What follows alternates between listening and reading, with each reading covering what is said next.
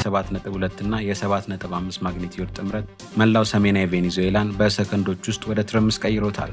በሳይንሳዊ አጠራር ደብል ተብሎ የሚጠራው ይህ ክስተት የራይኮን ግዛትን ማዕከል አድርጎ ካራካስን ጨምሮ በርካታ ከተሞች ላይ ውድመትን አስከትሏል።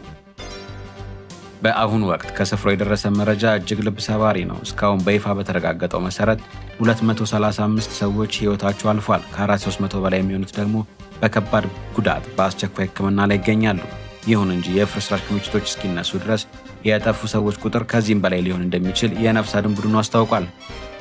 ካራካስና ጓይራ ከተሞች ላይ የሚታየው ትዕይንት አስፈሪ ነው። ሰማይ ጠቀስ ህንፃዎች ተነደዋል። የመገናኛ መስመሮች ተቋርጠዋል። የሲሞን ቦሊቫር ዓለም አቀፍ አየር አውሮፕላን ማረፊያም ለአገልግሎት ዝግ ሆኗል። ይህም ለተጎጂዎች የሚደርሰውን እርዳታ እጅግ አስቸጋሪ አድርጎታል።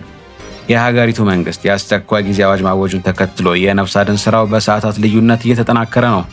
ዓለም አቀፍ ማህበረሰብም የእርዳታ እጁን እየዘረጋ ይገኛል።